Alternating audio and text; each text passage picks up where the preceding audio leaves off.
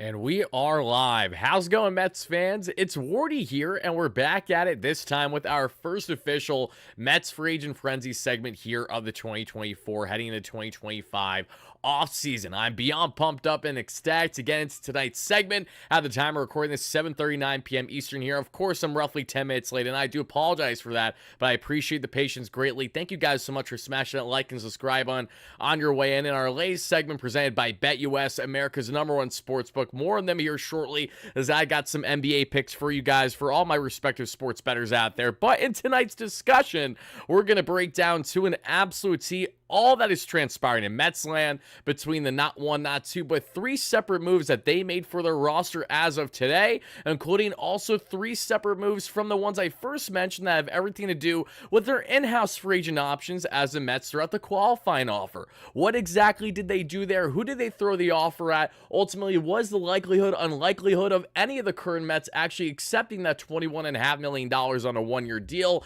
And ultimately, all the latest in Mets land, not only on the news front, but the rumor front as well. So Juan Soto, will the Mets be outbid? Could they be outbid? That is what we're going to break down, along with other free agent targets in today's show. David Stearns spoke to the media greatly today, so we're going to highlight some of his key comments today, including the Mets' plans for 2025 with their coaching staff. That and much more is what we're going to deep dive in today's show, going over all the news, all the latest moves, all the latest rumors, as we have officially hit 5 p.m. Eastern a couple hours ago at the time of recording this now today, which means that teams can officially sign players from other respective teams, or at least now that they're free agents, so they're up for anybody now. Trades, same exact thing can happen. Qualifying offer deadline was at 5 o'clock as well, so there's a lot of things, a flurry of moves happening, not only for the Mets, but across Major League Baseball tonight, and this feels like the calm before the storm, if you will. If a breaking news topic happens or signing throughout the live show, we'll cover it to a T, obviously, but between the election tomorrow and then we have, obviously, the remainder of the week, I think that we're going to have a lot more of things to happen fast over the next 24 to 48 hours. Then I think things will probably cool off for a little bit. Like tomorrow, I really don't know what to expect, given the fact that I've never covered an offseason like this in an election year, so I don't know if there's going to be like no moves tomorrow, or if that isn't going to impact anything and everyone's going to get signed. Obviously, I'm exaggerating on that front, but either way, we're going to cover it all to a T, as we always do, folks. But before I get into it all, let's do a quick roll call in here. Wardy, I'm petitioning for you to start a gaming channel. You would get like 5 million subs. Unfortunately, I just don't have the time for a gaming channel, you know, being a full-time content creator for this, doing Knicks content on the side, which I'll be doing later tonight for all of my New York Knicks fans out there. I'll be giving you guys a post-game recap and analysis of hopefully a Knicks victory tonight, and that goes in hand with our BetUS picks here in a second that I'm happy to share on the Knicks Media YouTube channel, roughly 15,000 subscribers. My man Richie is a host on that channel, but I will be coming out with reoccurring Knicks content every single week there. You guys can check me out. Bleacher Report, we're coming out with weekly segments as well there in the BRF for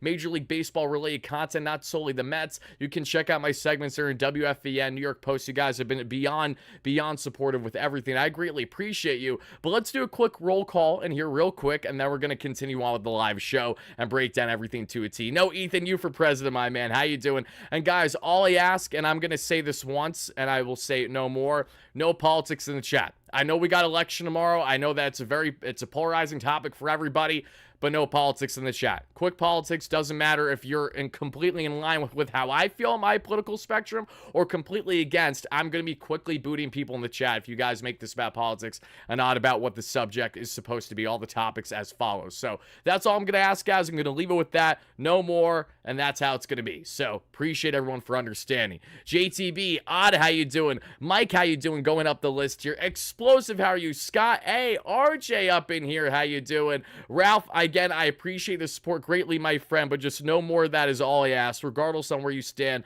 We do not do that here on the platform. It's just as simple as that, folks, okay?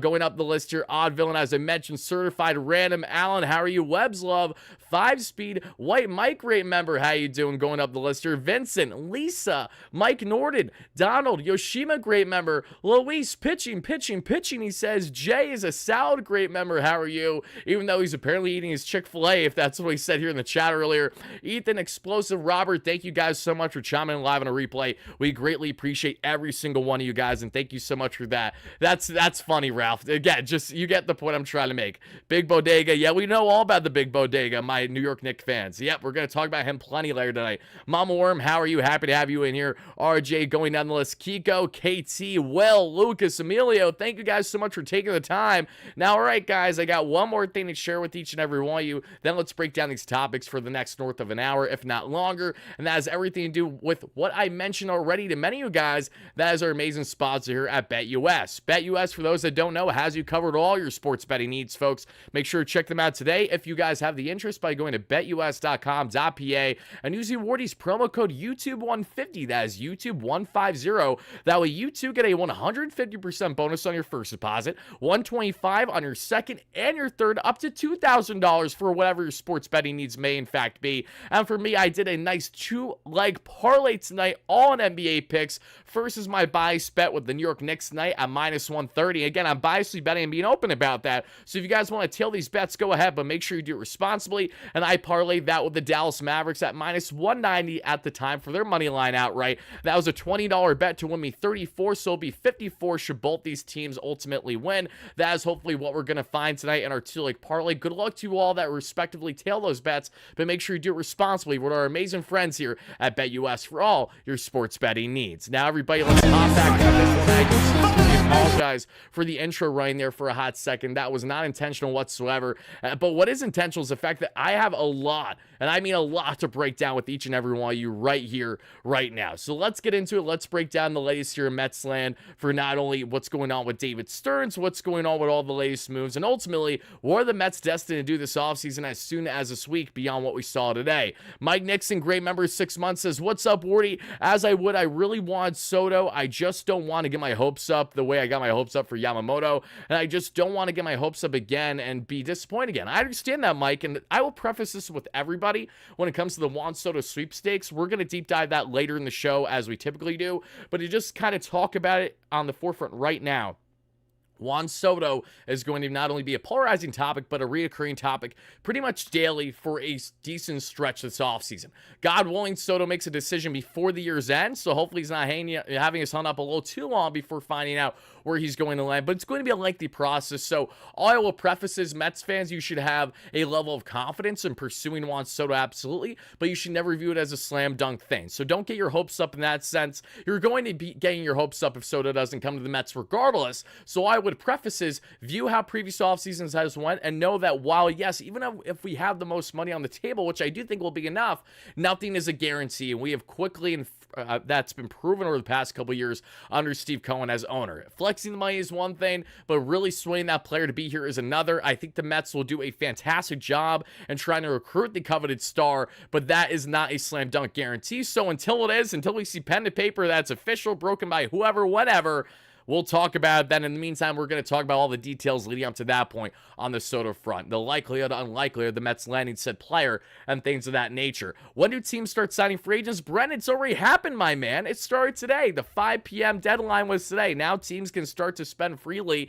for whatever free agents that they want to acquire, but you're likely not going to see too many big dominoes fall early this week, at least over the next couple days, I'd imagine, because a lot of these guys really want to take the time to stretch things out. There's a lot of guys that want to get to winter meetings. Winter meetings was very underwhelming last year. Was far and away the most underwhelming winter meetings I've covered as not only a Mets fan, but as a baseball content creator. And there was like nothing significant overly that was happening in the winter meetings because of Shohei Ohtani. Now this year, with guys that we see there leading the way, and Juan Soto, it's going to probably be more the same to a degree. Not that Juan Soto changes the dynamic completely with the market with players, but seriously, depending on how things go, Juan Soto will ultimately impact the rest of the market the same way that Ohtani and Yamamoto greatly impacted the market last year, because there's a lot of teams that will be prioritizing Soto more than others, and then because of that reason, they're going to allow players to slip under the radar and go elsewhere because they're so fixated on one man or a couple areas versus, say, going after all these respective areas instead of, say, trying to kill, 2 birds or, 5 birds with one stone, whatever it might be. It's the case here of, okay, we're just going to focus on 1 or 2, mainly Soto. So we'll see what happens. This is going to be a lengthy offseason, as it always always is, but I'm looking forward to getting into everything as we typically do on this front. Thank you guys so much for the endless support there. You're not a fake fan certified. I don't know why you're even saying that. But regardless, guys, let's now deep dive topic number 1 today, which has everything to do with the Mets free agent list. So what is the Mets free agent list? Because as we know, the Mets have a plethora, and I mean a plethora of current free agents, but there were a couple today that were officially parted with, and those are the ones I want to discuss with each and every one of you. Now, yesterday, we discussed the long, lengthy list of free agents that the Mets currently have now available on the open market. That's headlined with guys in Pete Alonso, Manaea, Luis Severino, Jesse Winker, Ryan Stanek, Jose Iglesias, and the list goes on from there. Now, as we see today, it's been announced that the Mets outright optioned some guys to the AAA roster. They also activated others, including Christian Scott, including Brooks Raley, including these guys who have been dealing with Tommy John related surgery. So they're officially activated on the roster and all those kind of things. But as a corresponding moves, we did see the Mets outright some guys to AAA, including Southpaw Matt Gage, who did not impact the Mets at all last year, but then also a couple familiar faces who decided to elect for free agency. So yes, their time in Queens has officially come to an end. That has everything to do with the following 2 players I'm going to break down to each and every one of you right here, right now. And I just want to minimize this one thing right here. There we go. All right, guys, let's start with Mr. Teddy Bear himself. That's the nickname I had for him this year, rightfully so. Look at him. How is he not? Teddy Bear DJ Stewart is officially done as a New York Metropolitan. This came a year-long overdue, I would say, as awesome as that run that Stewart had for the Mets down the stretch in 2023, where he just decided to be Barry Bonds for a couple of weeks. He didn't really provide all that much for the Mets. He had a great eye at the plate earlier in the early goings of the season, but then that quickly diminished, and the big moment, which in my opinion was that home run there, to give the Mets the big victory in the top of the 8th with 2 outs against the Braves in Atlanta earlier this season. That was such a big moment. That's the first one I think of and I referenced right away, so that's exactly what I'm going to relay here, right now. Just an absolute nuke of a hanger that went dead center, and I actually just realized that I replayed it, but not to worry, it goes dead center. DJ Stewart's final line with the Mets when looking at his career: 132 games, 379 plate appearances, 16 home runs, 45 RBIs, a 211 average, a 329 on base percentage, a 403 slug. So you're looking at right around a 730 or so OPS. Not terrible for a guy that's more of a minor league player than anything else.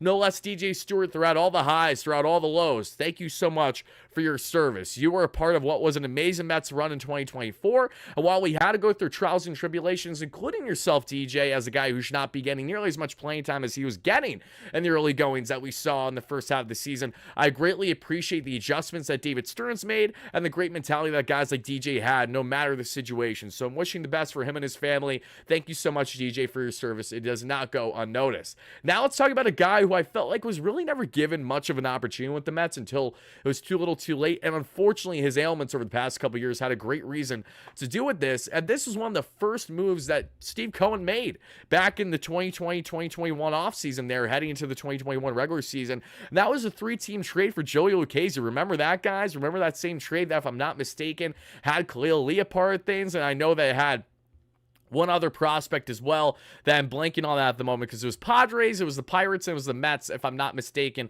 on that 3-team. Or was the Kansas City? I know the Kansas City Royals of the Khalil Lee trade as well. I'm getting them tongue-tied because it's been a couple years, but I do know it was a 3-team trade when the Mets initially acquired Joey Lucchesi. And Joey Fuego, after initially trying to look like a guy, Mr. Churv, as we love to call him, trying to do his best job there with that Churv, you know, that nasty breaking / off-speed pitch, and then to see there with the fastball that didn't have too much life. He found-tuned his game quite a bit there after having Tommy John surgery, but even then, Joey Lucchesi, a guy that really wasn't called upon at all by the Mets this past year. It happened twice. The first time it happened, he got rocked in Philly, gave up 4 over 4 or so. Then he comes in a do-or-die game from the Mets, the doubleheader day against the Atlanta Braves, the final day of the regular season when no one else is playing. Everyone else has off days are making playoffs, not the Mets, and only finding out a couple minutes if he's going to start or not. Joey Lucchesi goes down and carves up the Braves and gives us an absolute gem. Pair that with the dominance that he had for a couple starts in 2023, including his brilliance in San Francisco against the Giants, and Mr. Churv, the southpaw himself, and Joey Lucchesi will certainly be missed to a degree. I appreciate everything he did for this Mets team. And 22 games for the Mets and just under 100 innings, 95.1 to be exact. He posted 5 wins, 6 losses, a 3.78 ERA, a 109 ERA plus, which means he's roughly 10% better than the average pitcher in baseball, is 7.6 K per 9 to a 3.4 walks per 9. Unfortunately, Just not enough of the swing and miss stuff.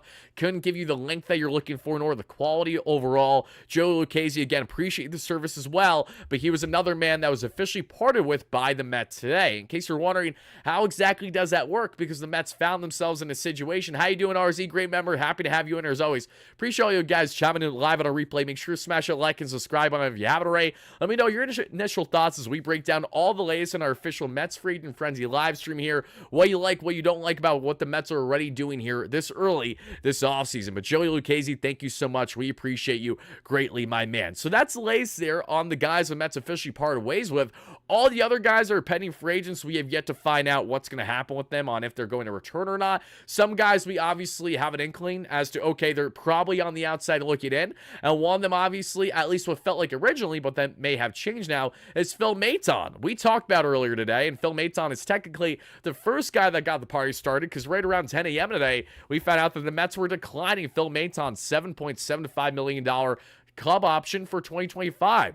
They bought him out at $250,000. Maton and Stearns, and we're going to get to Stearns' comments in a little bit. He said that there's still an open dialogue. There's potential interest. Similar to Adam Ottavino last offseason, I broke this down in a video earlier today, so check it out if you haven't already, folks. But simply put, Maton is in a very similar situation to Adam Ottavino. A soft tossing right-hander was underwhelming, which went in hand with why the Mets are not bringing him back at his current value. Also because it's a heavy overpay for a guy that is not going to be reliable and high leverage consistently. He was down the stretch of the regular season, but he wasn't when we needed it most in postseason play. And I'm going to use that against Maton, knowing he's a guy that has playoff experience with the Houston Astros and also had like his .2 or so ERA in the postseason, 20-plus innings with Houston prior to this year. So, yeah, there were some reasons as to why we saw regression with Maton, but overall, he was a guy that certainly had his ups and his downs with the Mets this year, but he could come back on a shorter-term AAV, just like how Adam Ottavino a year ago initially tried to restructure his contract with the Mets. David Stearns says no thank you. Fast forward a couple months and a couple SNY segments later for Adam Ottavino, and he signs as I'm there at the Garden watching the Knicks take down the Miami Heat there, and I'm recording my video live up in the nosebleeds at MSG, and Adam signs on a $4.5 million deal, if I'm not mistaken. I think I got that right a year plus later. Let me know in the comments if I'm wrong. Either way, we're going to see a similar situation with Phil Maton. I know David Stearns likes Maton. He was very reliable for the Mets down the stretch. He posted just over a 2 ERA in his final 28 or so appearances with the Mets, especially in the second half last season. An overall season with a very respectable ERA and campaign. If it wasn't for that postseason, Maton was doing wonders for this Mets bullpen when a lot of other guys weren't, on the right hand in this especially. So Maton, we'll see what his future holds. I know that there are people against Maton coming back. I know that there are people in favor of Maton coming back. So if you guys could let me know in the live show and in the comments down below for my replay viewers, that'd be greatly appreciated. Where do you guys stand on either bringing back or leaving be Phil Maton, officially now departed from the Mets organization? So those are the three players that the Mets have officially parted with today, two of which are definitely not coming back, one of which may still come back there, and that has everything to do that we just mentioned there with Phil. So now let's transition into our next topics here, everybody. As you continue to let me know your live thoughts here in the chat, and to my replay viewers, the same applies in the comments down below. So next on the list, all right, guys, let's get in. Let's talk about the qualifying offers. Again, this should not come as a surprise to like literally anybody. This was always going to be expected with the Mets, and I'm actually really happy that the three exact moves that I anticipated that David Stearns would do, even with the third one kind of being a bit of a question mark, still held true at the end, and that has me very happy as a fan. And it is as follows, everybody. Pete Alonso, Manaea, and Luis Severino have all been offered the $21.5 million qualifying offer by David Stearns and the Mets.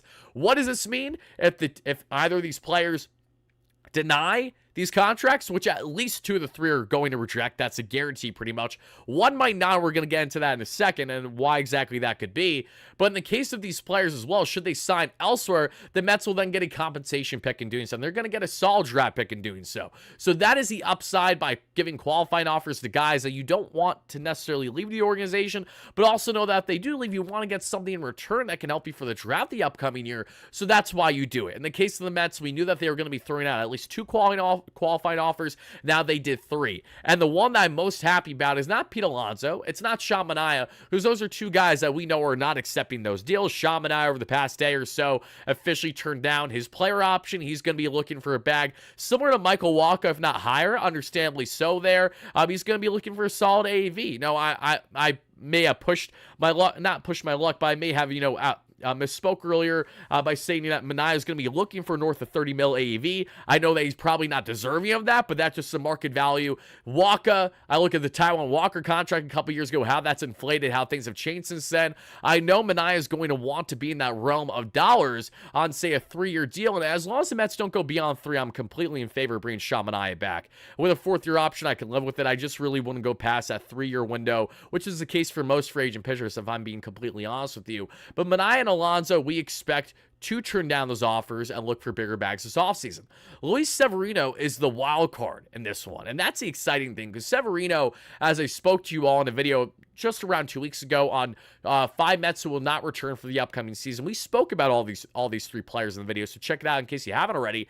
But I said how I foresee one of the 2 starters returning the Mets this offseason, but I don't necessarily know which one. I would love for Sean Manaea to probably be the one between the 2, as while Manaea doesn't necessarily grade out as well, multiple years on end from now, because he's older than Severino, and Severino honestly has more reliability, where the bare minimum from Severino, the bar is better with Sevy, in my opinion, than Manaea, but the ceiling with Manaea is greater than Severino. I think that can be had when we look at how this past season went. Manaea gave us shorter outings on a more consistent front of times than even what we got from Severino. Sevy gave length more consistently in the first half. Manaea did in the second half greatly. Manaea had more dominant stuff. Both guys I would love to return, but Severino, being the New York native, always being here as well during his time with the New York Yankees, having his whole family here to begin with, he doesn't want to leave town if he doesn't have to. And seeing the great success and kind of how much of a, not a homegrown talent, but how much Severino looked like he felt at home with the Mets this year, with Sean Manaea, a fellow starter in that rotation. Those guys are buddy-buddy. I mean, Severino, as he was flying back there, as he was flying to LA, was it back to LA or New York, one of the two? I think it was flying back to LA for Game 6 prematurely, as the Mets were winning Game 5 comfortably. He had on his face, he had the eye black of, I believe, Sean Manaea's number, if not a different player, whoever was pitching at the time for the Mets, to kind of just show you that this is a really tight-knit group. And Stearns is wary of that. He doesn't want to completely tear it down if it doesn't need to be torn down. And as we get in Stearns' comments, he's all aboard running things back with the Mets to a degree next year, maybe even greater than what you initially fathomed heading into the offseason. And as we look at right now how the Mets are trying to go about these QOs, Severino at $21.5 million on 1 year? I mean, listen, that's an upgrade over last year when you sign out, one for $13 million or so? That's a right around, that's a solid upgrade of, $7-8 million or so, if not more. And for Sevy, if he's prioritizing term, then okay, he's not going to accept the deal. We know that. But if he wants to bank on himself again to get a nice contract to run it back with this Mets team where he doesn't have to stress or worry about where he's going to be or anything like that, he just wants to get it done quick, then this could be a great reunion for the Mets, who definitely want to fortify their rotation as quickly as they can, as they're going to be heavily enamored in the Juan Soto sweepstakes that have already officially begun today, if not earlier. This is a Mets team that can certainly use as much reinforcements in their rotation as possible, given everything that they're parting ways with this offseason.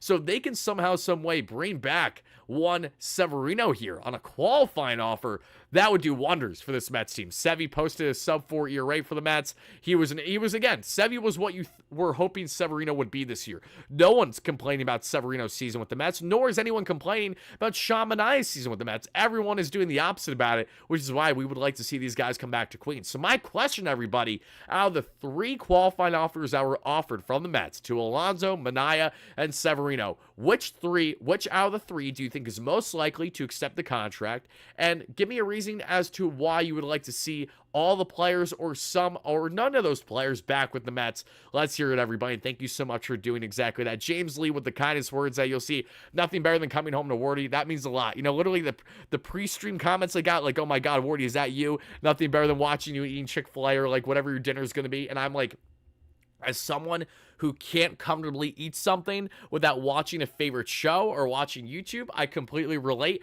And it's just hilarious knowing that in my mind, because I don't think about it nearly enough. And that's something where I'm just so grateful when I really take a step back and realize what I'm doing. Got thousands of people each day probably doing the exact same thing, but instead of them grubbing watching Netflix or whatever, no, they're grubbing watching Wardy either rant or break down the latest of Mets land. So that is really cool. That's kind of a pinch me moment. That's easy for me to disregard when I'm so cooped up with my daily routine, everything that I'm doing. But then when I'm having conversations with you guys, when you guys come up to me at Citi Field or even out of the ballpark. I've been caught in various places I was really surprised that people recognize me at, well away from New York too, which is so insane. But those are the moments that I just further take a step back and just say, wow, I'm really grateful to be in the position that I'm in.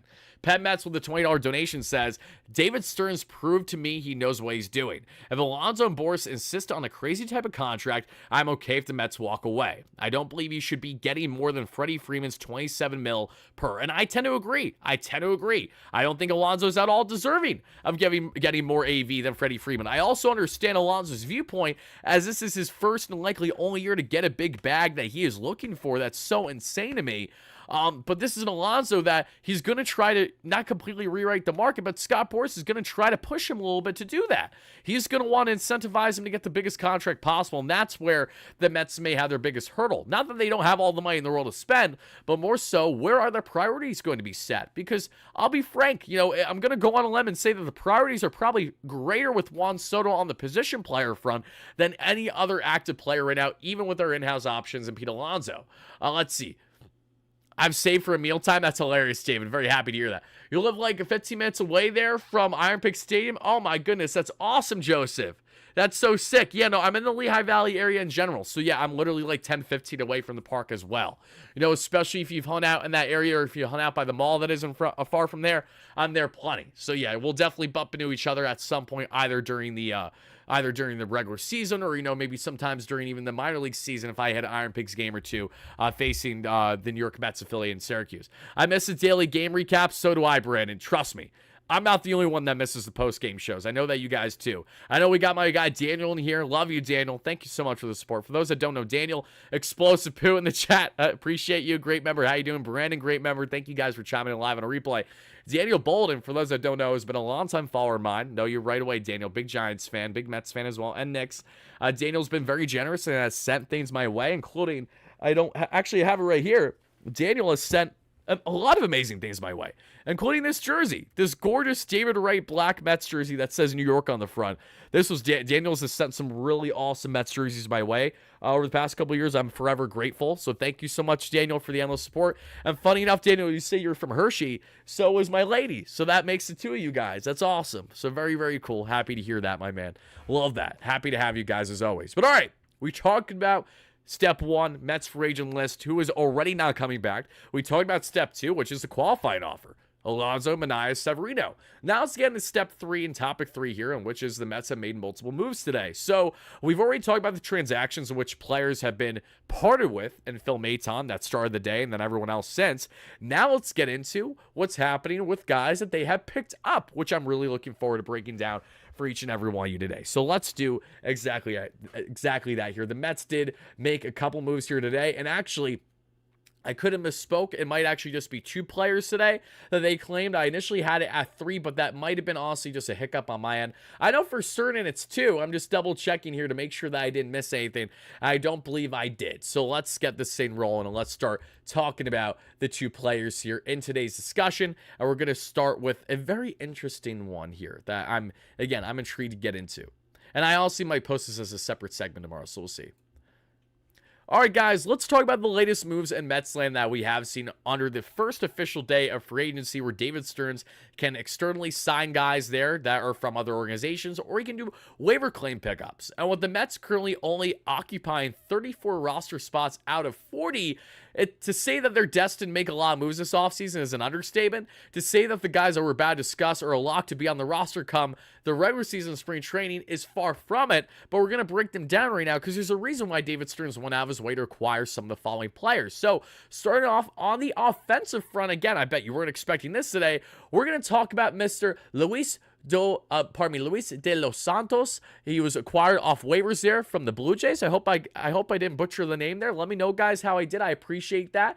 Let's see. He appeared in 13 games last season for Toronto. He played first base, second base, third base, and shortstop and AAA. And pretty much this is, again, a Swiss Army knife acquisition. This is not a guy that you can anticipate to be impacting the Mets, if at all, next season. This is along the same realms of the Zach Shorts, the Ben Gamels, if you will, guys that, again, are fringe MLB players on the outside looking in. They'll be competing to potentially, in the case of someone like him, showcasing that versatility greatly come spring training, should he still be in the organization, having a chance to compete for a potential spot. Again, not likely at all to be impacting the Mets to at least begin 2025, but we make note of these things because this is a move that happened that David Stearns did, and he had his reasoning as to why he made said decision. So that's what we have there here with our first player there, Luis de los Santos. So now let's get on to the second player we have out of at least two, if not three, definitely two at minimum that we're going to talk about here that the Mets acquired. And this one I am quite intrigued about, and we're going to get into why exactly that is. Then we'll get into David Stearns' comments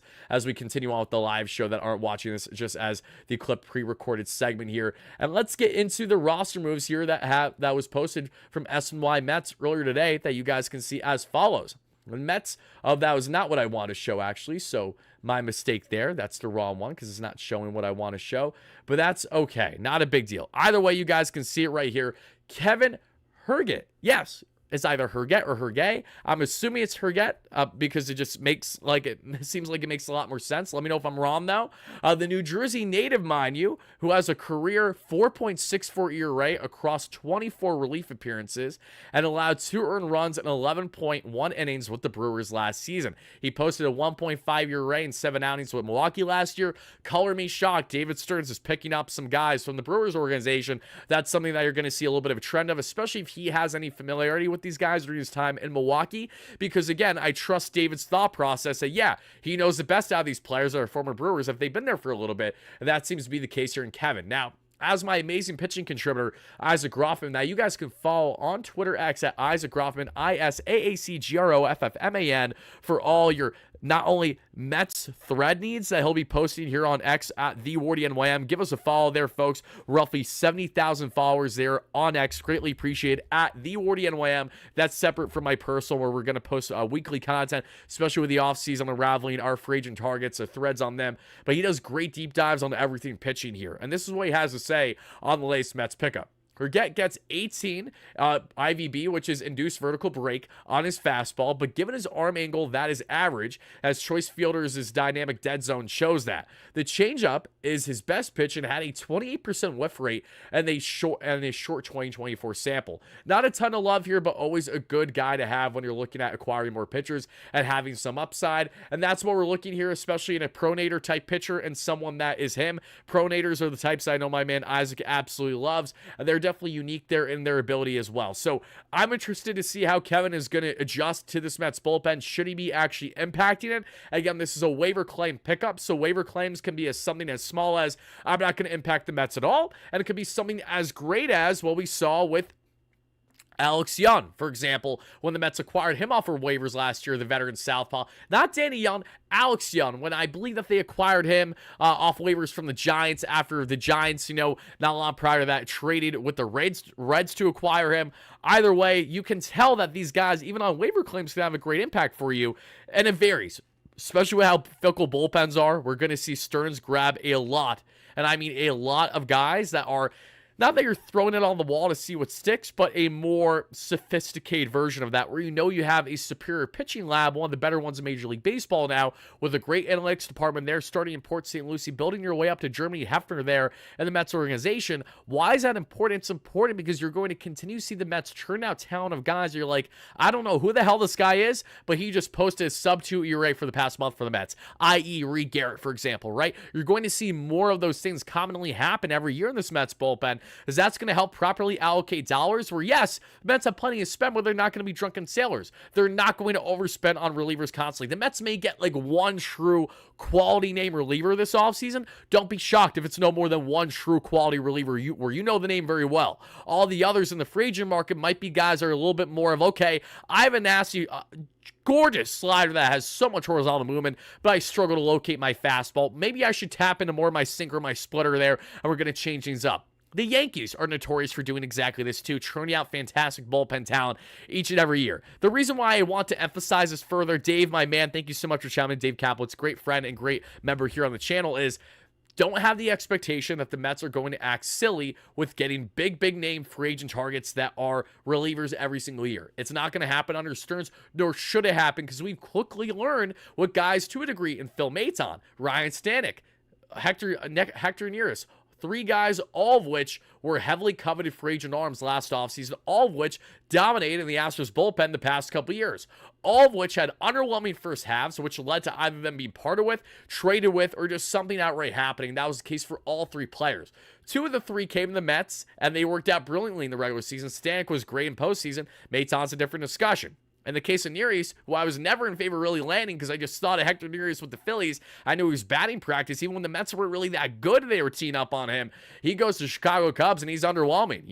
Not shocking there because you need to have a pitching lab. The Mets have a pitching lab now. So that's what's exciting about even when they make smaller type moves, because smaller type moves might seem small initially, but they can blossom into something much greater in a fairly short period of time. So I'm looking forward to seeing what we're going to get here in Kevin and expand a little bit more on him, because when it comes to pitching, I'm really going to emphasize this. These moves stick out more right now than what you're going to see on the position player front until we have a reason to believe otherwise. But a 7.15 K per nine to a 2.38 walks per nine in those 11 innings. The year prior there that we saw with the Cincinnati Reds, again, a small sample size, 24 innings, but a 4.8 K per nine to a 2 walks per nine, a 5-year rate, a 5 expected year rate, roughly a 5 expected year rate this past season, but had some lady luck on his side, that being good defense around him by the Brewers, which they're known for. But I'm intrigued more than anything because there's a curiosity level. With all these guys, I don't necessarily know what to expect each time as they roll into spring training. So it's one of those things where in years past, I would have a lot more pessimism. Now I'm excited because I know that we're going to have a lot of different arm slots, a lot of different arm angles, and a lot of different looks that David Stearns, Germany Hefner, and Carlos Mendoza can really talk it out and figure out what is best for their bullpen construction to begin the 2025 season. So that is the latest on what the Mets have officially done with their moves. Just waiver claim pickups to this point. Nothing crazy. They made some signings over the past week that we talked about on the channel as well. So to all my Mets fans, I'll watch this in a clip segment after the fact. Let me know in the comments down below. Out of those two waiver wire pickups, are either of them enticing to you? Do you feel that either of them are going to impact the Mets greatly to any significance at all? Or do you think that these guys are simply waiver claims for the sake of being waiver claims while we have roster spots, and they're both going to be out of here as soon as we make more roster moves this offseason? Whatever your thoughts are, drop them down below in the comments. For my live viewers, let's continue on with our live segment as we're now going to get into the latest on David Stearns' remarks, and then we're going to really round things out by getting in Juan Soto and other external free agent targets for the Mets. What's the latest on them this offseason? Thank you guys so much for that. But to my replay viewers, this is where I'll be cutting things off for you guys in more of a pre-recorded format. Thank you guys. And as always, no matter what, let's go Mets, baby.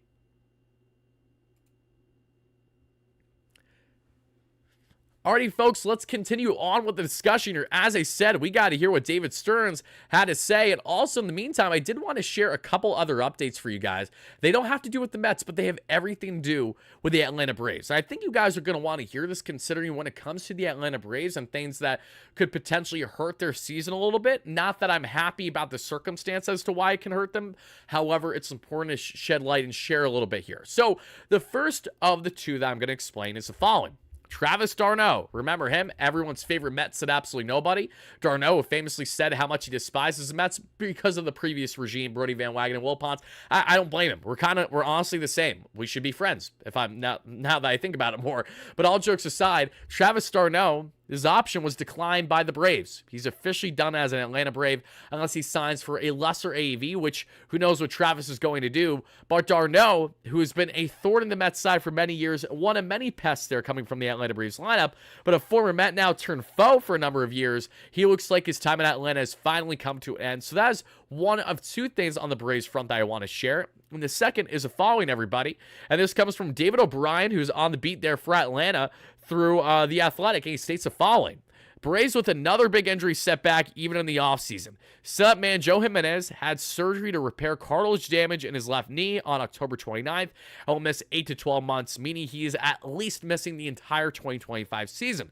For those that don't know how good Joe Jimenez was, he has been one of the more reliable relief options in that bullpen for the Atlanta Braves the past couple years. He's had some ups and downs for sure, but yeah, he's definitely been a more formidable piece there in that bullpen that was rather suspect throughout the course of 2024 there in Atlanta for the Braves. So that's the latest on the Atlanta Brave front, because I know you guys are curious outside of them trading Jorge Soler, because of course they did another salary dump with the Angels, because when you have the former Atlanta Braves GM actively being the GM, being the puppet that he is for Ronnie Marino with the LA Angels, no one should be shocked that every single year the Angels help out the Braves. That's going to continue to happen. This is not the first year. This has happened multiple years on end. We've seen this in the early offseason every single year. And literally, it should be called out because this is like, it feels like laundering or something, just because it should be illegal how they're getting away with it, knowing that the Angels are going to be complacent, knowing that the Angels much rather give up any pitching talent that they have for the sake of a grizzled, washed up, and not that Jorge Soler is a terrible player, because he's not. I was drooling over the thought of acquiring him an offseason ago. I'm bearing that in mind. But Jorge Soler, who's god-awful defensively, and is someone that's a standalone DH. What do the LA Angels do better than any other team in Major League Baseball every single offseason? It's by acquiring players that do not fit the team need. It's by acquiring guys because, oh, ball go boom. Literally, that's how stupid their analytics department is, because they don't have one. And if they do, it's a damn shame, because it literally has to be one guy in there calculating all the numbers and probably doing just as good of a job as I would, which means the bar is fairly low. They have nothing there. They consistently churn out and sign guys that are broken on the defensive end, putting them out of place, doing their best Yankee impression like that fifth inning in the World Series. Pause. I know Yanks fans still stains. That's why I'm talking about it. Yes, you heard that correctly. This is an Angels team that just continues to do everything wrong and just pisses me off is an understatement. Their fans deserve so much better, and that's all I'll have to say about that. So now that we talked about things not regarding the Mets, let's talk about things regarding the Mets. And that has everything to do with David Stearns. David Stearns spoke to the media today, and he said the following on some topics here that I want to share with each and every one of you. So, David, let's get into this one. And actually, one final thing that I meant to make note of, that was a shame on me for not doing sooner, that I will not have noted in the video that I pre-recorded. Actually, I might do it right now. One final thing that I actually want to note here that I might sneak into if it's a pre-recorded video as well after the fact the next day that I want to mention regarding Kevin Herget is that this is a New Jersey native that grew up a Mets fan. His favorite player was David Wright. So just in case you wanted any further added incentive as to why you should try to root for a guy in spring training, similar to Max Kranick. Remember Max Kranick, guys, who I would love to see the Mets try to run it back with, see what he has in spring training next year. Max Kranick, the Mets acquired last offseason from the Pirates, I believe, on a waiver claim, if not a minor league trade. And he grew up a dire Mets fan. I actually have had only positive interactions, some DMs with him the past year. Great guy, wishing him well if he does not come to the Mets for this upcoming season. But now, again, you're landing guys that want to be here. That's important because David Stearns had an emphasis with that. We noticed over this past year, including the trade deadline acquisitions to guys like Jesse Winker, especially on a much greater scale. But to acquire people that want to be here to a much greater scale as well. The Knicks with Karl Anthony Towns, growing up a diehard Knicks fan. These things go a long way when you have guys that feel like a right team fit that want to be a part of what we specifically are building, and also having that internal bias as a fan growing up. David Wright being your favorite player growing up, I'm like, bud, we're the same person. So simply put, if you wanted a reason to root for some potential guys trying to crack the bullpen there in spring training, if they are still on the active roster, that is your latest reason as to why you should be rooting heavily for Kevin Herget when we get into the spring training, should he still be in the organization. So that is all I got to say about that. All right, guys, now let's continue to break it down. Let's hear David Stearns' remarks, because I know you want to hear him in case you haven't checked them out already. All right, guys, let's go to start here. Confirms that yes, guys, listen to this. David Stearns is bringing back the entire coaching staff for 2025. Never happened in all my years of covering the Mets. I've never seen this happen before.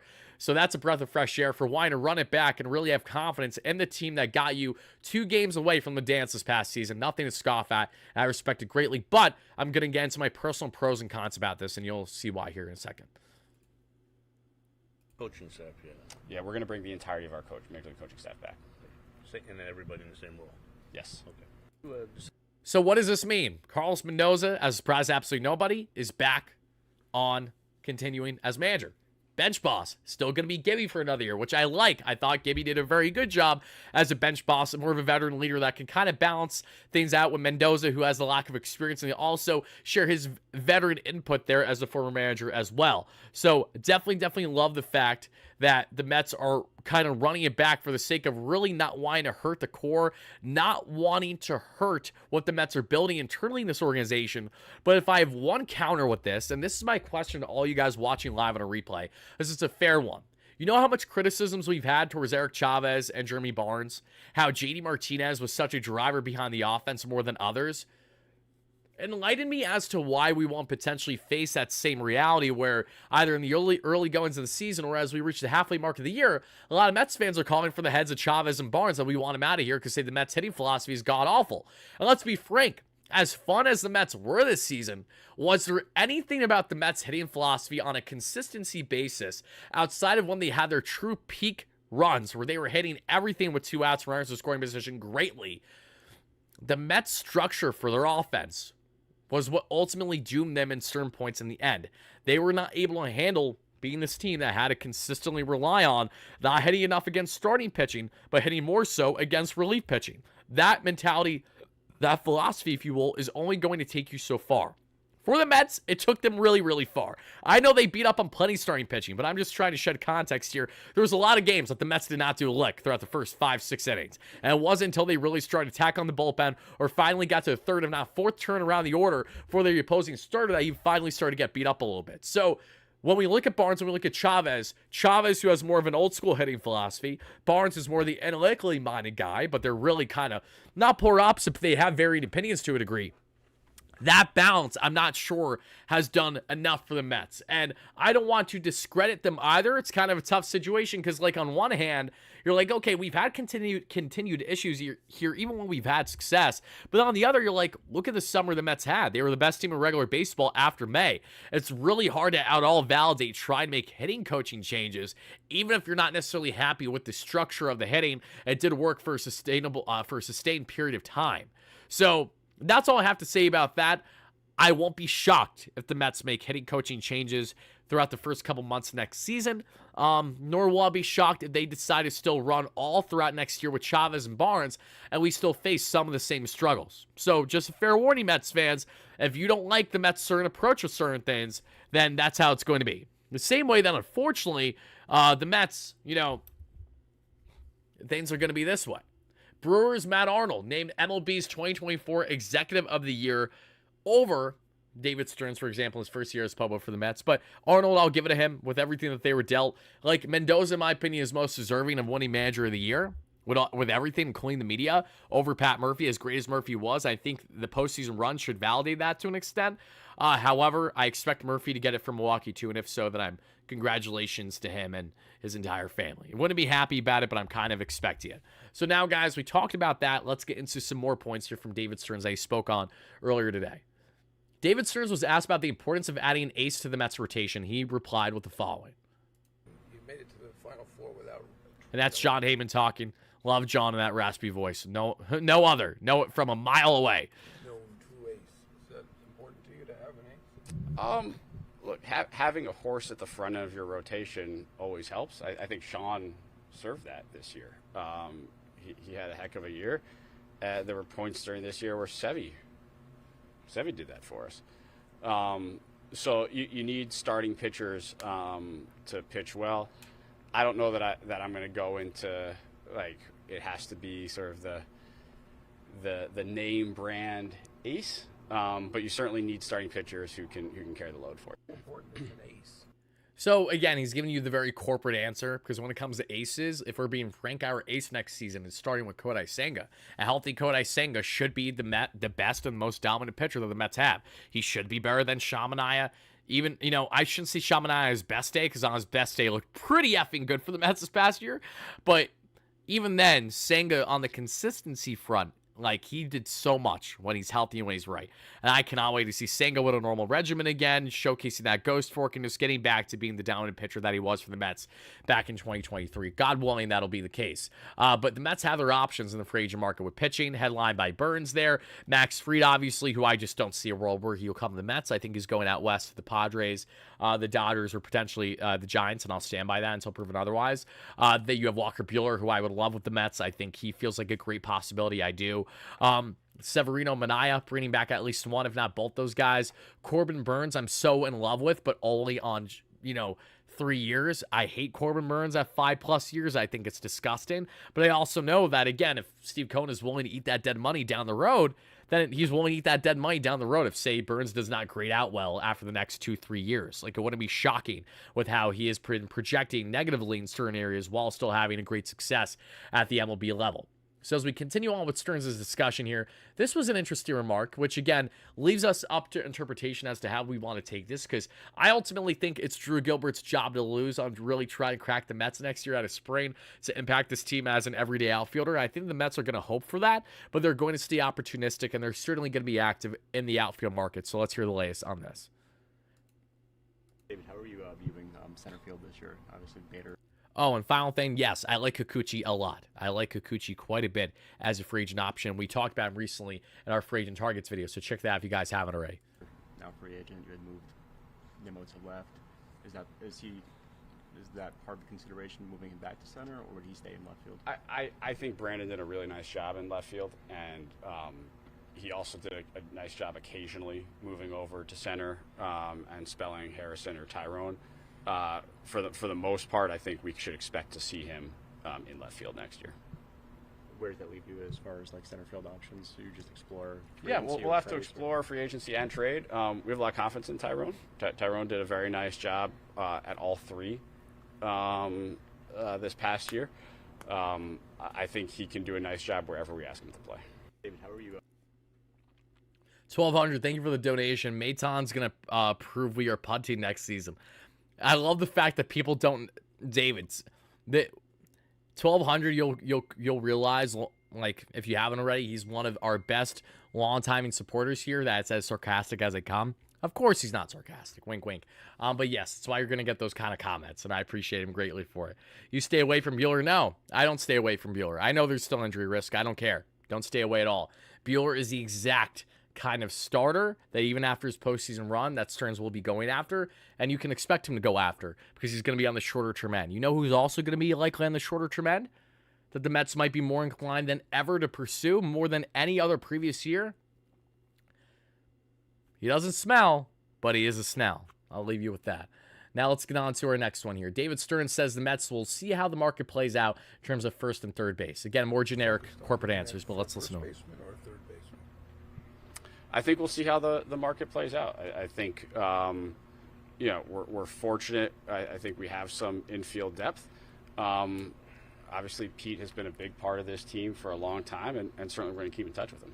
Be more focused on looking at. So again, they're not going to lose any leverage when it comes to Alonso, so don't take anything to heart and any comments you get from Stearns or, Boris, who's going to be as ridiculous as he always is with his media comments. Just the wordplay is just absurd. It would be funny if it would be appreciated if it was good, but I know he tries very hard for it to be as piss poor as it is. So it's like, at that point, it's like you're as loaded as you are. If you can't do simple wordplay, that's fine.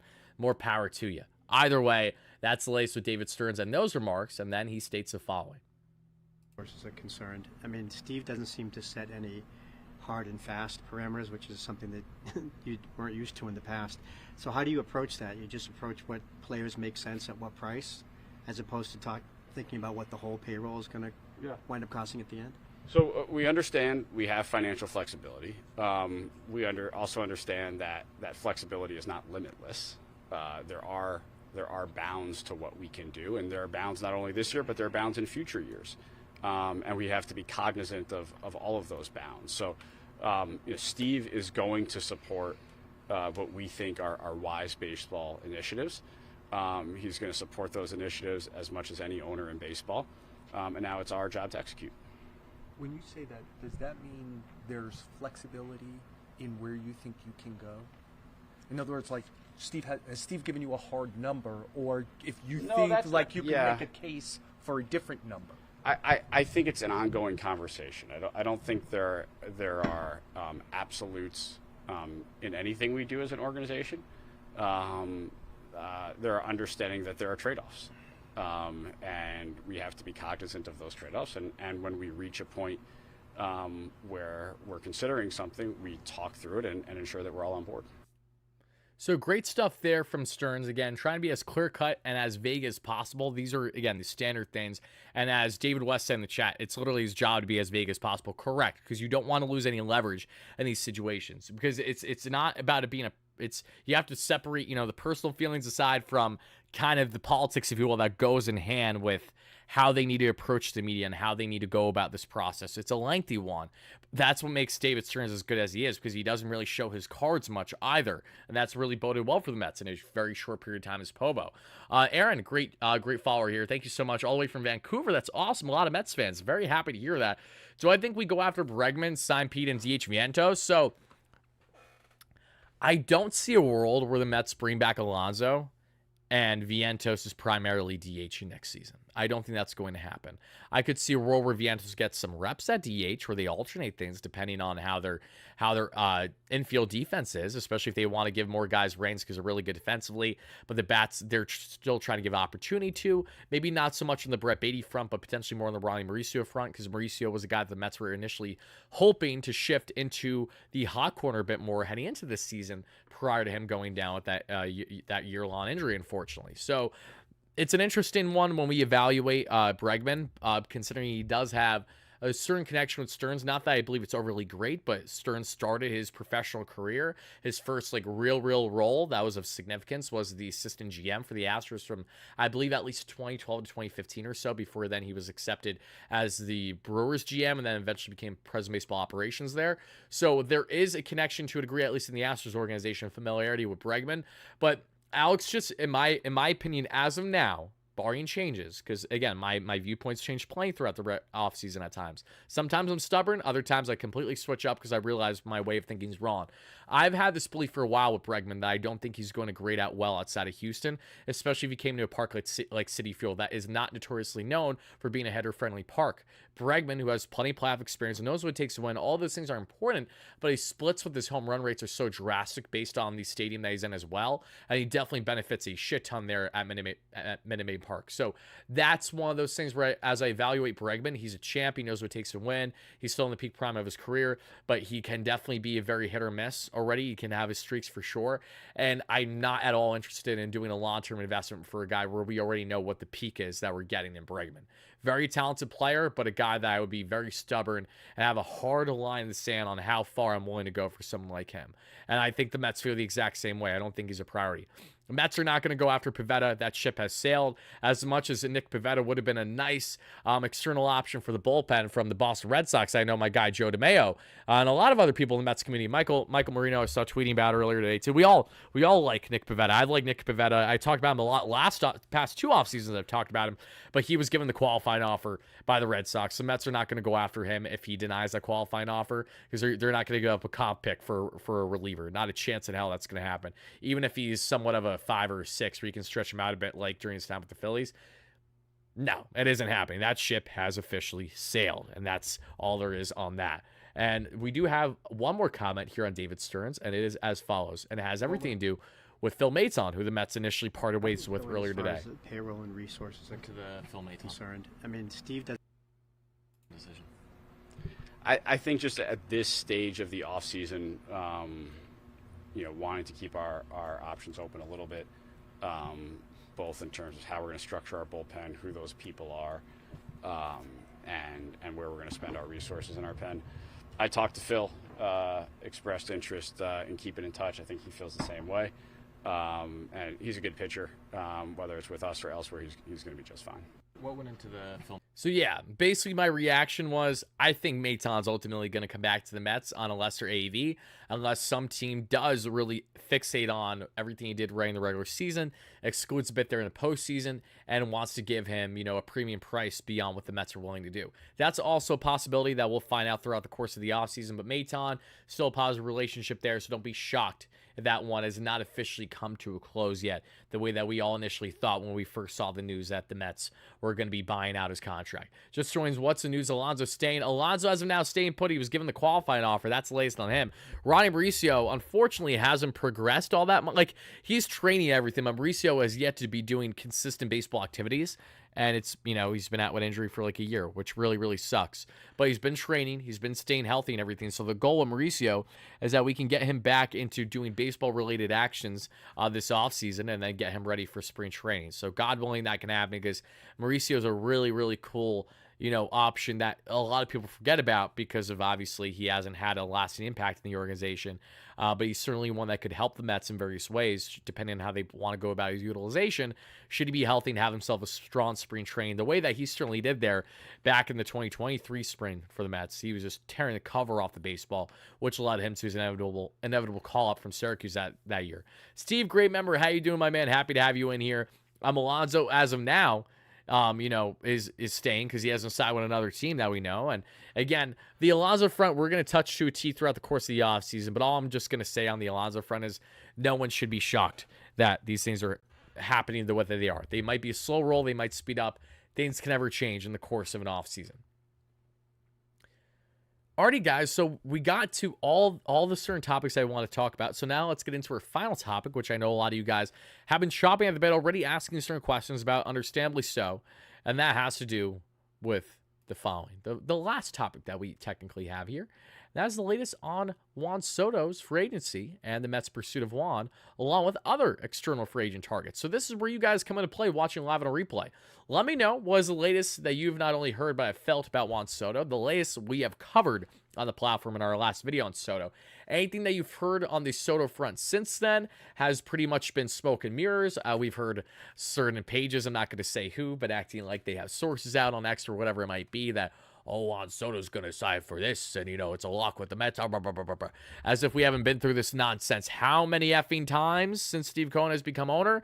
I have literally asked Steve Cohen straight to his face his thoughts on the Carlos Correa situation the night before he ultimately made the decision, and so did Carlos Correa. So I've experienced every aspect of having sources, not having sources, acting like you have sources when you're a schmuck. You do have sources, but it's hard to articulate them because you really can't say them prematurely because the big dogs pay for these things, and that's true. Yes, for those that don't know, yes, some of the big names that you think of, and I'm not going to say names for the sake of not throwing anyone under the bus, but when you think of major people that cover MLB news, it's as simple as the payoffs happen all the time. You find out certain intel from someone, pay them off so they can be the first to break the news. I have found myself in predicaments very similar to that as well. But all I have to say to each and every one of you is, to anyone that hears anything on Soto that is not like factually reported, or if we haven't went out of our way to cover it tomorrow, if we haven't went out of our way to cover it, then there's a reason why we haven't went out of our way to cover it, because it's not worth covering. And the reason why it's not worth covering is because it's a bunch of fluff. It's a bunch of hearsay. It's a bunch of nada. It's a bunch of nothing. It's a bunch of something that you're going to hear a lot this offseason, and that's rumblings. Because we're going to cover every rumor of significance, as we always do, every report, you name it. But in the case of Juan Soto, where we're currently at is as follows. What we reportedly know is that Soto wants an Ohtani-esque contract. No one should be shocked by that. That was always going to be setting the precedent after Ohtani signed that contract. Juan Soto will hopefully likely land at absolute most at the, say, 13 to 15 year range at $620+ million. That has been the early proposed contracts thrown out there, and the Mets are so willing. I've heard nothing but positive things. I did see some rumblings earlier that Nightingale has heard from rival executives that they don't believe the Mets are as involved in Soto as maybe others do, and that they just want to raise the price. I don't really foresee that to be the case at all, just because I'm going to go on a limb and say the Mets are going to do everything, not for lack of effort. I'm also going to do something saying that, yeah, I'm going to assume that they're not going to just try to drive up the price of one of the most coveted players ever available in a free agent market in Major League Baseball history. Going to go on a limb and say that, as if there has been endless writing on the wall over the past couple years to insinuate why the Mets will be giving their best effort to land Soto. It won't be for a lack thereof. Even if they end up saying not being the highest bidder in the end, there's going to be valid reasoning if that was ever going to be the case. But what we know with Soto right now is that he's going to be he's already taking his calls. He's already hearing plenty. He's going to let this thing really marinate. He is not going to be quick to make a decision whatsoever, the same way that he was not quick to say yes to the Nationals on that $440 million extension. And speaking of the Nationals, that is a team that we have to bear in mind that could find themselves back in the Soto sweepstakes because they have a lot of money to spend this offseason. But I really don't think it's going to matter. If it comes down to dollars, if it comes down to team fit, when it comes down to all those factors, and as long as Steve Cohen and David Stearns do what we believe that they're going to do, they're going to do everything in their power to land the guy. No matter how much you guys are in favor or against it, they're going to do a lot to try to make this happen. And similar to last year with Yamamoto, it's going to throw wrenches in other things. It is going to directly impact other aspects of the Mets offseason. So that's exactly why you can expect the Mets to be heavily involved while also potentially taking some risks by allowing some other guys to walk that maybe would have been nice, filler options if you weren't going to bring in Soto, but you wanted consolation prizes, whether that's an Anthony Santander, whether that's a Jock Peterson to a lesser degree. That's an upgrade over Jesse Winker on the consistent the power front, but not an upgrade, I would say, over team fit on personality. Jock has it's funny. Jock Pearson, I think, is like the best option imaginable if you don't bring back Jesse Winker for that platoon DH, lefty bat, corner outfield that can face and dominate righty pitching. He does all that, but that's a discussion that we'll expand on more when we get into more other targets for the Mets this offseason. But that's pretty much the latest there. Juan Soto, there hasn't been anything overly at this moment. If you see any breaking news headlines with Juan Soto that I have not covered within a respectable time frame, please remind yourself that there's a reason, and 9.5 out of 10 times that means that's a whole lot of baloney. And it's a whole lot of people acting like they have sources but haven't been around at all to suggest, to warrant that backing that, okay, we should take them more than just with a grain of salt. So that's what I'll leave you with the Soto front for now. The Mets are going to continue to be heavily involved, and the more we find out, the more that if I find out anything internally that I'm able to actually share, because I do find out I am relaying information each and every offseason from people within the organization that are beyond credible. And I reference them a lot because one like I knew about Carlos Correa flying to Minnesota the night it was happening, the same day that the next day or so after I talked to Cohen in person at Citi Field for an event, and then I was in the New York Post, and that was really cool for a couple days. I remember Jacob deGrom inking his contract like at least an hour and a half prior to becoming public from pass and breaking himself with the Texas Rangers.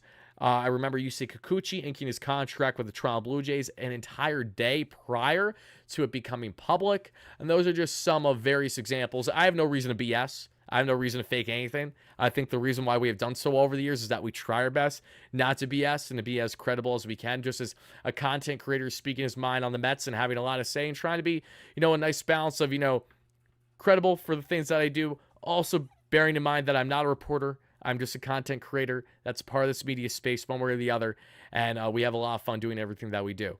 1,200, the $2 donation says, Soto to Dodgers, 60 years, $1 billion, literally, and all that's going to be deferred.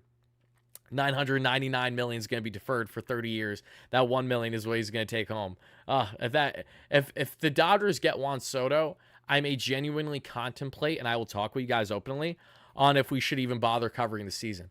And not that guarantees anything for the Dodgers, but just sets up such a terrible precedent for the game of baseball. That would literally create the Warriors of the MLB. It would completely, literally, they're already there. They already have Sasaki in their back pocket when he's going to be posted from the MPB. And then if they brought in Soto, it's like, what are we doing here? Genuinely, it is not good for the game of baseball. All these people worried about Steve Cohen not properly spreading the wealth, yet the biggest worry has been right in front of us. But it's okay. It's okay because MLB appreciates the marketing with LA. They love that. There's a lot of financial upside there, especially with Japan. They're going to do that every single day for as long as they possibly can. It's a different animal with the Mets, who have been more viewed in the light of a laughingstock in the media eye, which is where clicks have happened. And until the Mets really get over that hump, even though they certainly have this past year, until they officially get over it with a championship since the first time since '86, those things will stay prevalent and the focus will not be the same. I should do an international players free agent episode, batters and pitchers. We will be talking about international free agents, especially as we get into when the free agent signings are happening, getting into January. We'll talk about them all to a T. Don't you guys worry. We will cover that for sure.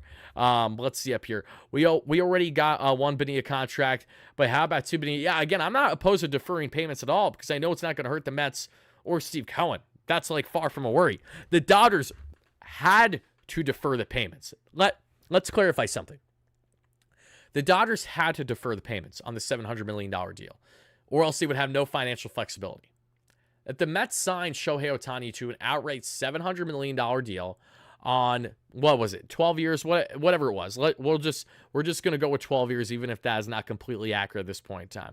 We're going to do $700 million divided by 12, an AAV of roughly $60 million a year. Even at roughly $60 million a year, Steve Cohen can eat up for breakfast, lunch, and dinner and still allocate properly for the rest of the lineup and the rest of the team.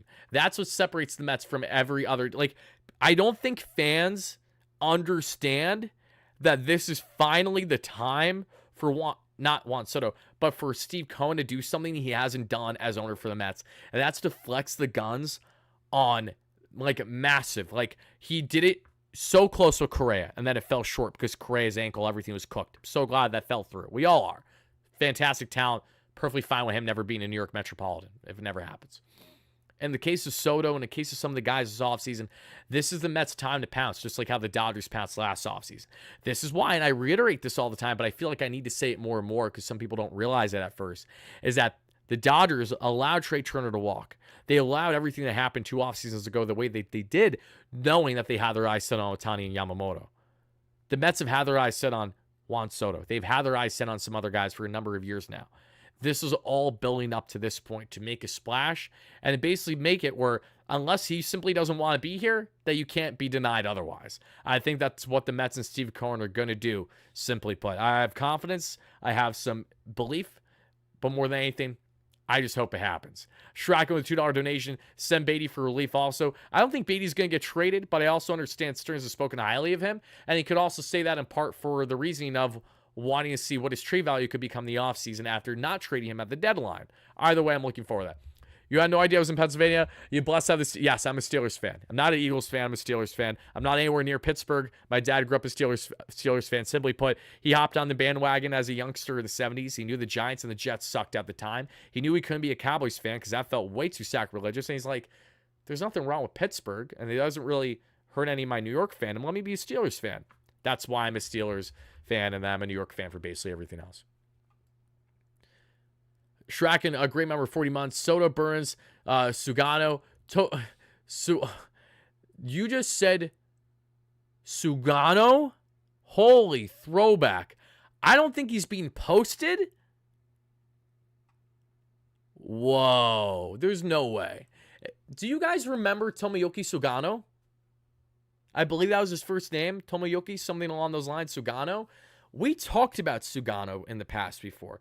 Sugano, actually, if I'm not mistaken, a veteran right-handed starter from the MPB, was trying to be posted and was initially posted in the offseason that I first started covering the Mets from the end of 2020 getting into 2021. But because of COVID implications, trying to travel and everything, he ended up going back, didn't sign within his posting date of the 30-day span, went back to the MPB, and then bam, never heard from him again. I'm assuming that's the Sugano who you're referring to, which is crazy just because I haven't heard that name in a number of years. I don't foresee the Mets to be going after him at this point in time. I haven't even heard any rumblings on him to be posted. He hasn't gotten any younger, but I will check that out separately. That's very interesting. Let's see. Are the Mets willing to pay $50 a year for Soto for the next 50 years? I mean, how can you not be? How can you not be? For the arguments to not be, it doesn't do enough justice, because this is not a circumstance where it's like, oh, if the Mets invest $50 million a year, that's $50 million that they can't allocate elsewhere. No, this is a difference. This is not, and I repeat, not a Wilpon situation where you're investing, you're putting all your chips in one basket and that's that. There's nothing else to it. No. If you sign Juan Soto, you're signing Juan Soto to be a perennial contender consistently for the next decade. That's why you sign Juan Soto. You don't sign Juan Soto to then make a bunch of half-ass moves around him, like i.e. the Yankees and their god-awful lineup out of Soto and out of playoff standing. They had nothing to show for it. Color me shocked. It's almost like they weren't a properly constructed team that was able to cruise in a very weak American League without the Astros and the Orioles nipping at their heels there in postseason play. I digress. Juan Soto and the pursuit, a big misconception is that we won't have money to spend. No, I'll say it in a grandma way. No, honey, come close. They'll be able to spend just fine. Now, are they going to spend stupid? No. Their version of spending stupid would be by spending the contract that would take for Juan Soto. But if and when that happens, we will talk about it. Until then, we're going to talk about plenty as well. Sugano is officially coming over. Passon broke the news weeks ago. I appreciate that, Edwin. In my defense, it's kind of, not that it's not exciting news to some, but it didn't hold the same weight that it would have, that it did a couple years ago when Sugano was in his early 30s. Now he's like, 35? You know, he's a little bit of a grizzled veteran. He's not any younger. Yes, Sugano is asking MLB teams. I will check out Tomoyuki Sugano. What a name, though. That's actually insane. Actually, I'm so curious on it. I'm going to just look it up right now. And then we'll get out of here.